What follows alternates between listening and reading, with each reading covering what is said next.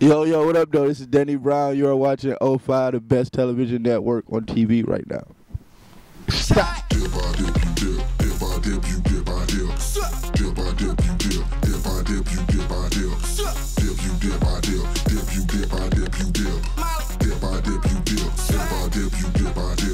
Music is my life. Music is the, I don't know, it's my heartbeat, to be honest. I don't do anything without music involved. It's kind of, I don't watch much TV. I think when I'm at home, I play a lot of video games, I would say, but for the most part, music is on all day until the point where I just get so, I think I get tired of making music so much, then I stop, I take a break from it just to rest my ears, I think. I was in kindergarten this time, so my cousin, he came and got me from school. My mom just had a new baby, which is my sister. And he was like, yo, I want to listen to this LL Cool J record. It was radio on vinyl. And we listened to the whole record in its entirety. And I remember before the record was over, I was already rapping to myself in my head. Like, I want to be a rapper. I want to be a rapper. And then maybe like 2 weeks later, this weird because I was in kindergarten. How do I remember this type of stuff? But it was show and tell in school. And I didn't know. I didn't have nothing to show or tell.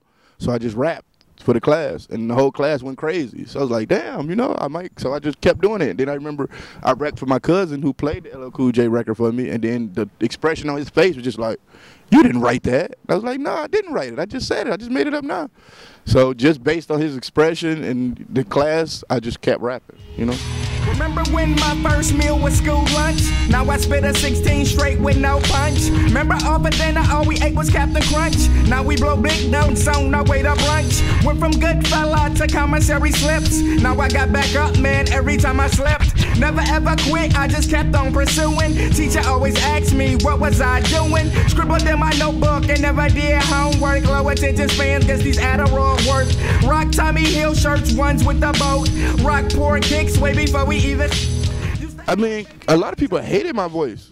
It was just, it was the thing with me, it was just sticking with it.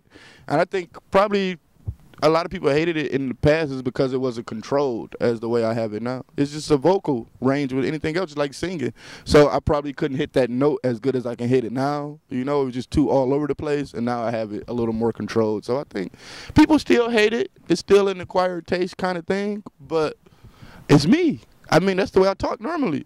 You know what I'm saying? Like, I can, of course, if I'm talking to a girl or something, I'm like, yeah, what up, you know? I get a little low, deep tone, you know what I'm saying? But if I get to a fight or something, I might sound a little different. But if I'm excited, I'm happy, I'm having fun, I'm like, yo, what up? Yeah, yeah, you know? So this is a part of my personality, so it's real to me. Whoever thought I'd be the greatest growing up? Yeah, rushing at a kid just to be grown up. Yeah, whoever thought I'd be the greatest growing up? I mean, only thing, I can't say it influenced my work. I can say it influenced my personality in some sense. Because before I went to jail, I was real like shy or like stayed to myself. And then when you in jail, you can't really be shy in the state of yourself. Somebody might punk you or something. So you gotta kind of like start like, you know, talking for yourself, like closed mouth don't get fed type of thing, you know. So when I got in jail, it was like after a while, like 6 months went past. It was like I was having fun in that pit. As bad as that is to say.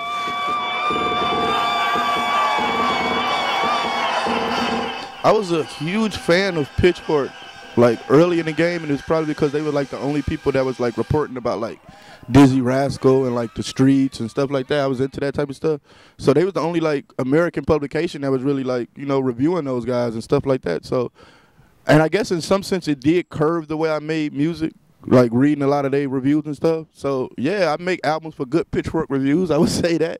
I got a good one this time. I got a good one last time, and I hope to keep the streak going, you know.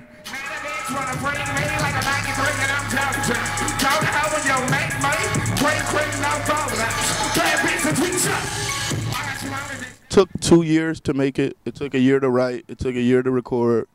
And I guess when I started to make the album, I just started it up like I make any album. Like I don't know what the fuck I'm doing. I'm just going to start recording some songs, you know.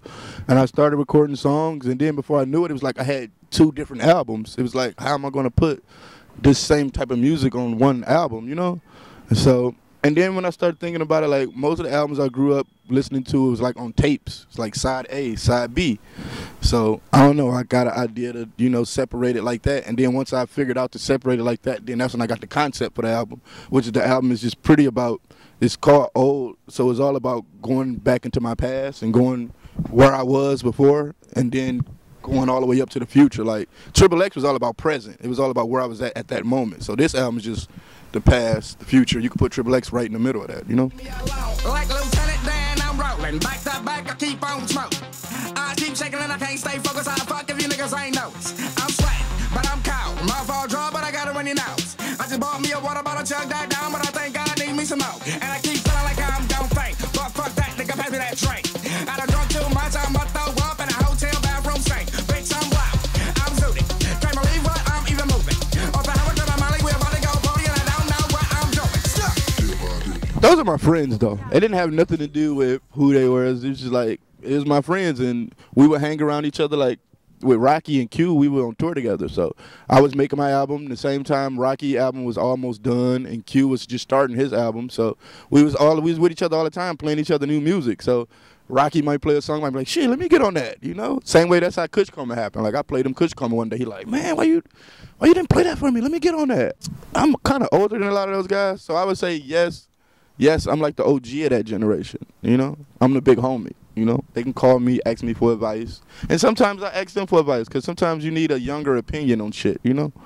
Not like I'm so mature, you know? But I'm just, you know, sometimes I just want to, you know, every now and then, me and Q talk probably the most, though. That's probably like one of my best friends in the industry, though. Nigga, I promise, all my niggas really want the money.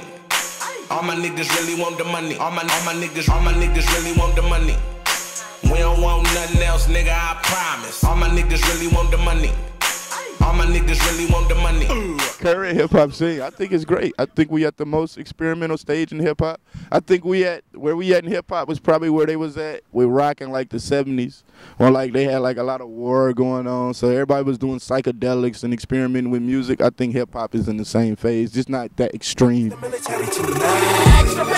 Extra pills, nose kinda ring like sofa ring. My baby needs some infamy. So bags get stuff like Oprah Green.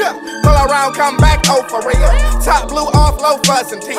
Get lined up like homeless meals. Feel it if in the hobby and homeless feel. Okay.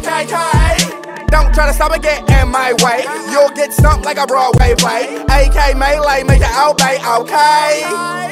Feel my pain, going insane. I'm insane. To be honest with you, I've been in Detroit my whole life, and as bad as it is today, or what they talk about is bad, it's not nothing different. It's the same thing it always been. We always been fucked up. So it's not like nothing new to me, you know? I guess I was just a person that always just knew it as a kid, you know? I mean, don't get me wrong, as a kid I didn't know, like, you know, you're a kid, you in your world, you know? But once I got like a teenager, and then once I started like going to other places, then I started just to see how other cities look, was like, hold up, man, why are shit though? Why we so fucked up, you know? So to me it's home, so I don't care at the end of the day. I wouldn't change it. Whoever thought I'd be the greatest growing up?